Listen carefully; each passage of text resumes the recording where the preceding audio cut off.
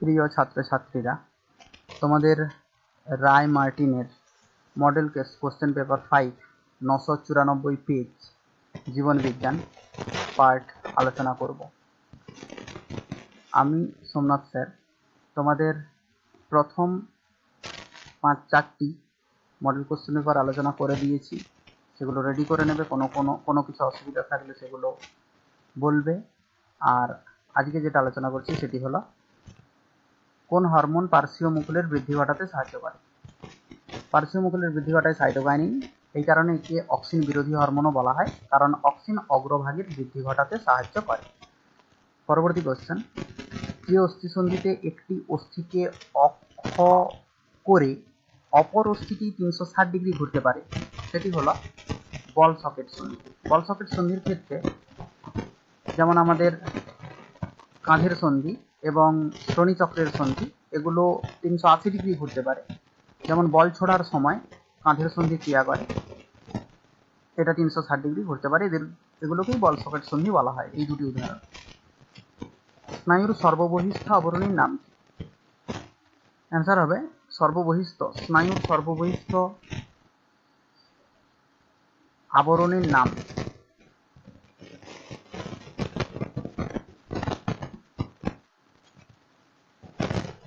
এপিনিউরিয়াম। স্নায়ুর সর্ববহিস্থ আবরণীর নাম হলো এপিনিউরিয়াম। আর যদি বলা হতো স্নায়ু কোষের আবরণীর নাম কি সব থেকে বাইরে, তাহলে বলা হতো নিউরোলেমা। এবং এই যে স্নায়ু, এর যে 3টি আবরণ, এপিনিউরিয়াম, পেরিনিউরিয়াম, এন্ডোনিউরিয়াম, এই 3টি পরপর থাকে। মানবদেহের মাইটোসিস কোষ বিভাজনের সদ্য সৃষ্ট অপত্য কোষের প্রতিটি ক্রোমোজোম কটি ডিএনএ তন্তু কুণ্ডলীকৃত হয়ে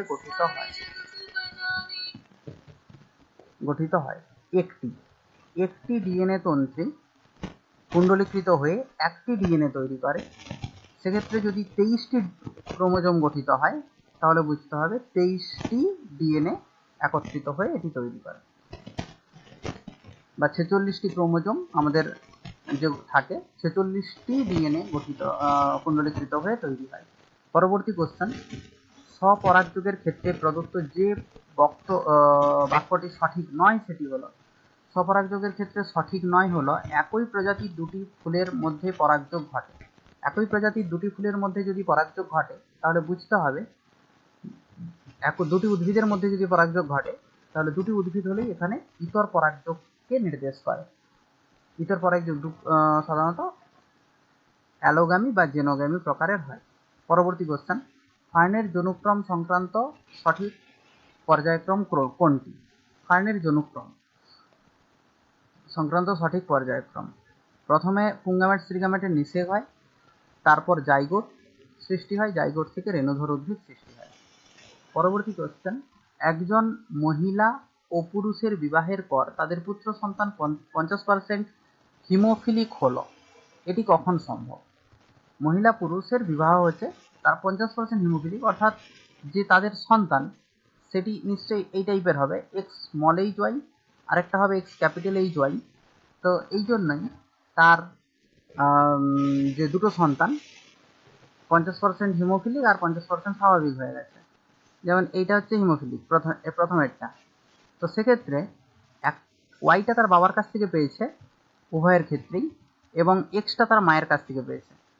অর্থাৎ তার মা ছিল এই রকম XH XH, তার জন্য মা অবশ্যই বাহক ছিল, এবং বাবা XH, এখানে H হবে HY, অর্থাৎ বাবা স্বাভাবিক ছিল।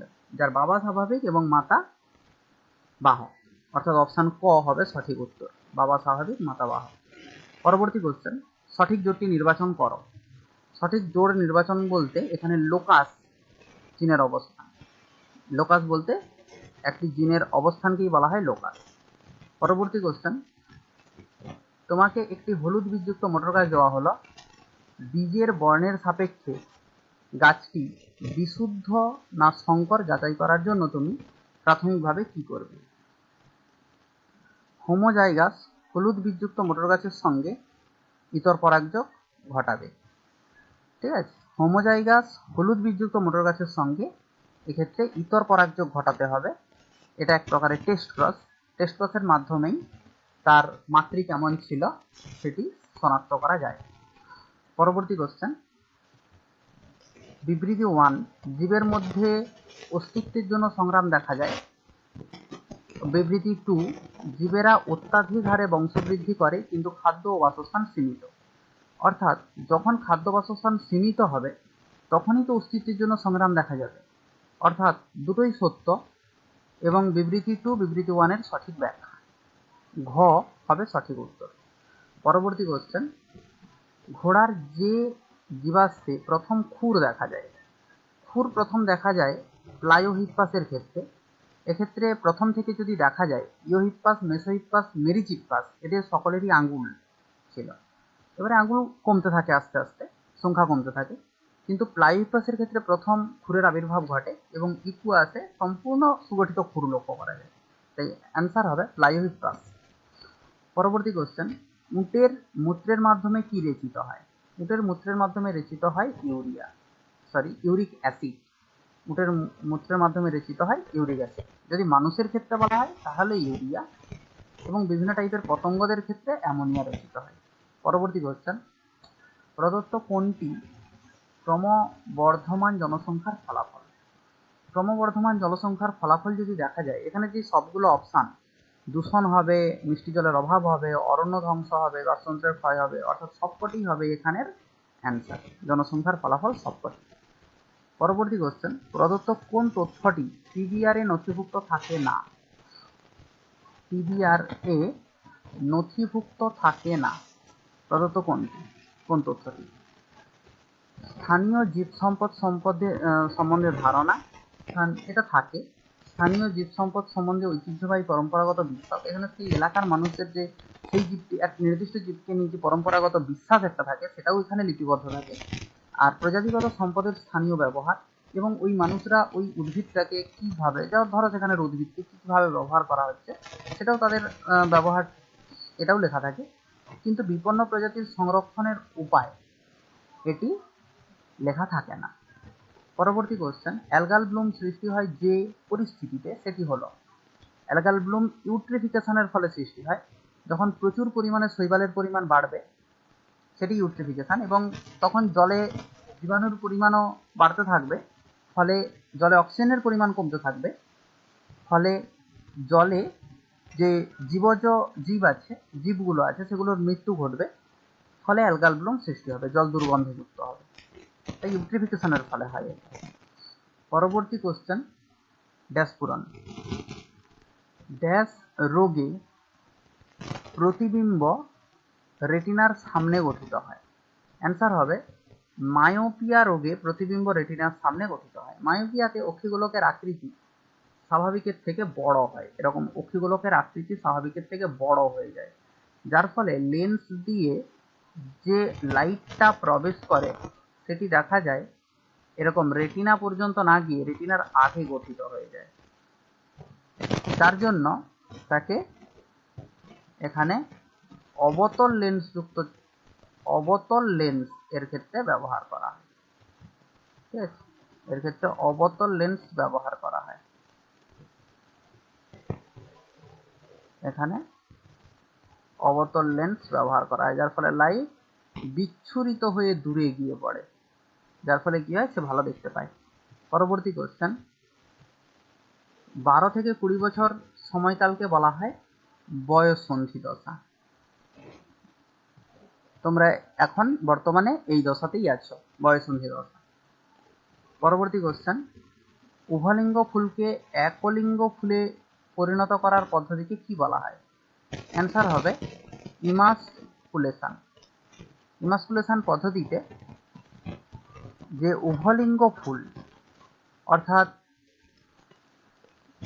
পুংকেশর এবং গর্ভকেশর দুটোই আছে, এরকম ফুলকে তার পুংকেশরগুলোকে কেটে ফেলা হয়, যার ফলে সেটি স্ত্রী ফুলে পরিণত হয়। এই পদ্ধতিটাকে বলা হয় ইমাসকুলেশন, যেটি মেন্ডেল ঘটিয়েছিল। পরবর্তী কোশ্চেন, পায়রার চোখে ড্যাশের উপস্থিতির জন্য দৃষ্টিশক্তি অত্যন্ত প্রখর হয়। পায়রার চোখে পেকটিন থাকে বলে পায়রা দৃষ্টিশক্তি অত্যন্ত প্রখর হয় পেকটিন থাকার জন্য। পরবর্তী কোশ্চেন, জল দূষণের সঙ্গে সংশ্লিষ্ট একটি ব্যাধি হলো, জল দূষণের ফলে সংশ্লিষ্ট একটি ব্যাধির নাম কি? অ্যান্সার হবে কলেরা। জল দূষণের ফলে কলেরার সৃষ্টি হয়। পরবর্তী কোশ্চেন, রোটেশনে সাহায্যকারী একটি পেশির নাম হলো। রোটেশনে সাহায্য করে অর্থাৎ পুরো একটা নির্দিষ্ট অক্ষকে 360 ডিগ্রি ঘোরাতে সাহায্য করে পাইরিফর্মিস নামক পেশি, যেটা 360 ডিগ্রি ঘোরাতে সাহায্য করে, তাই রোটেশন বলে বলেছে। এরপর সত্য মিথ্যা নিরূপণ করতে বলেছে। সত্য মিথ্যা যেমন, প্রথম, বহুমূত্র রোগে আক্রান্ত ব্যক্তির মূত্রে শর্করা থাকে। যাদের বহুমূত্র হয় অর্থাৎ ডায়াবেটিস ইনসিপিডাস হয়, তাদের ক্ষেত্রে দেখা যায় তাদের মূত্রে শর্করার উপস্থিতিও লক্ষ্য করা যায়। এই যখন মূত্রের মাধ্যমে অতিরিক্ত শর্করা বাইরে বেরিয়ে যায় তাকে বলা হয় গ্লুকোসুরিয়া, রোগটার নাম। অর্থাৎ বহুমূত্রের সাথে সাথে গ্লুকোসুরিয়াও দেখা যায়, এটা সত্য। পরবর্তী কোশ্চেন, প্রাণীকোষের মাইটোসিস কোষ বিভাজন প্রক্রিয়ায় সাইটোপ্লাজমের ক্লিভেজ অ্যানাফেজ দশার শেষে শুরু হয়।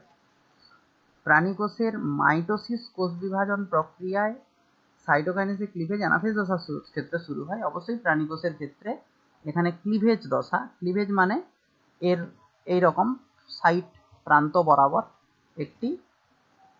বরাবর এরকম ভাবে একটি খাঁজ সৃষ্টি হবে। এই খাঁজ ধীরে ধীরে কেন্দ্রের দিকে বাড়তে থাকবে এবং দুটো একসাথে লেগে গেলে তখন দুটো কোষ পরস্পর থেকে পৃথক হয়ে যাবে। এই যে একটা কোষ, এটা প্রাণী কোষের ক্ষেত্রে এটা অ্যানাফেজ থেকেই শুরু হয়, তাই এটিও সত্য। পরবর্তী কোশ্চেন, থ্যালাসেমিয়া রোগে পুরুষরা বাহক হয় না। থ্যালাসেমিয়া রোগে পুরুষরা বাহক হয় কারণ এটি একটি অটোজোম বাহিত রোগ, তাই এটি মিথ্যা। পরের কোশ্চেন, পাখির ডানা ও পতঙ্গের ডানা হলো সমসংস্থ অঙ্গ। পাখির ডানা এবং পতঙ্গের ডানা এটি সমসংস্থ অঙ্গ নয়, এটি সমবৃত্তীয় অঙ্গ, কারণ কার্যগত দিক থেকে একই কিন্তু গঠনগতভাবে আলাদা, তাই এটি হবে মিথ্যা। পরবর্তী কোশ্চেন, পেনিসিলিনের উৎস হলো সর্পগন্ধা। পেনিসিলিনের উৎস কি সর্পগন্ধা? মোটেও নয়, পেনিসিলিয়াম নোটেটাম, তাই এটিও মিথ্যা। বনভূমিকে প্রকৃতির বৃক্ষ বলা হয়। বনভূমিকে প্রকৃতির বৃক্ষ বলা হয় না, এটি জলাভূমিকে প্রকৃতির বৃক্ষ বলা হয়, জলাভূমিকে। পরবর্তী কোশ্চেন, 2,4-D,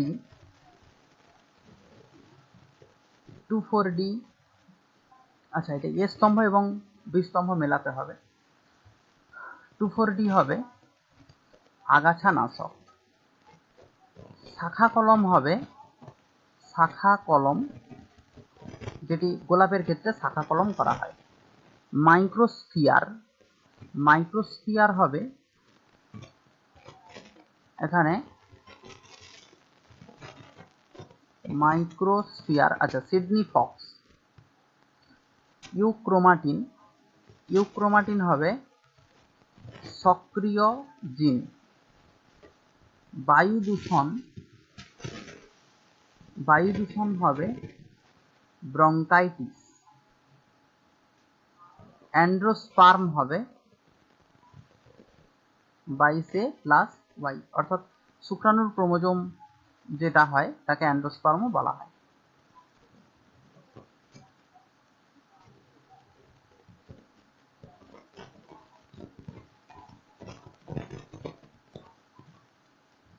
ঠিক আছে, পরবর্তী কোশ্চেন, বিষদৃশ্য শব্দটি বেছে লেখো। বামনত্ব, গলগণ্ড, থ্যালাসেমিয়া, মধুমেহ। সেক্ষেত্রে থ্যালাসেমিয়াই একমাত্র অটোজোম বাহিত রোগ, আর বাকিগুলো স্বাভাবিক কোনো ক্রোমোজোম এর উপরে ক্রিয়া করে না। পরবর্তী কোশ্চেন, ট্যাপেটাম কি? ট্যাপেটাম হচ্ছে পরাগধানীর একেবারে ভেতরের কোষ।